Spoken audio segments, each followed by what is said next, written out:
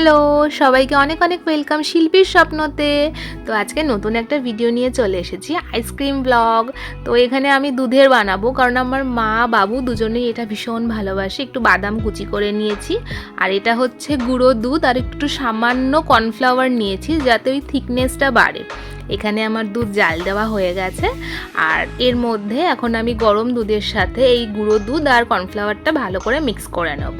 আর এদিকেও আমার দুধ জাল হয়ে গেছে, তার সাথে চিনি অ্যাড করে আর যে মিক্সচারটা করেছিলাম সেটা অ্যাড করে ভালো করে ফুটিয়ে নিতে হবে। যখন একটু থিকনেস চলে আসবে, মানে আমাদের আইসক্রিমের বেসটা রেডি। আর এই হচ্ছে আমার আইসক্রিম।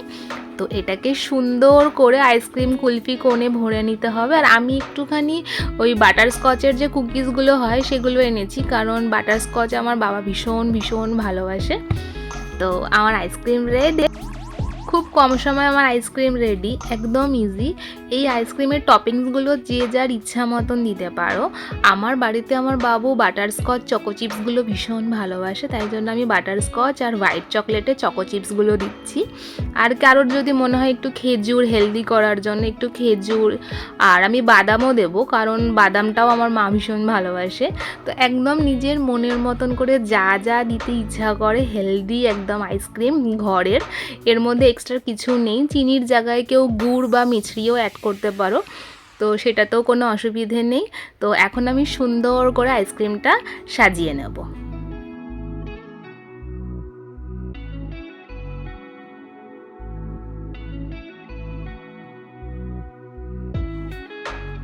প্রায় হয়ে এসেছে, এটাই লাস্ট। আর আগের দিন আমি একটা ওই অরেঞ্জ ললি বানিয়েছিলাম। এই হচ্ছে আমার সেই অরেঞ্জ ললিটা আগের দিনের, এটাও ঘরেই বানানো, দেখেই বুঝতে পারছো। এটাও ভীষণ টেস্টি হয়েছিল। যারা বরফের খেতে ভালোবাসো তাদের জন্য এটার রেসিপি দিলাম না। আর এই হচ্ছে আমার আইসক্রিম রেডি। এত মজা হচ্ছিল।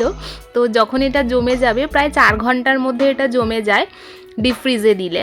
তো আমি 4 ঘন্টা পর এটা বের করে সেটা দেখাবো। ফাইনালি আমার আইসক্রিম রেডি। আর এই হচ্ছে সেই আইসক্রিম। এবার আমার বাবা খেয়ে রিভিউ দেবে, তো দেখা যাক কেমন হয়েছে। এই হচ্ছে, দেখো কি সুন্দর জমেছে, পুরো চকোবার যেরকম হয় একদম চকোবারের মতন, দারুণ দারুণ। তো অসাধারণ খেতে হয়েছিল। বাড়িতে একবার ট্রাই করতেই পারো, ভীষণ ভীষণ ইজি।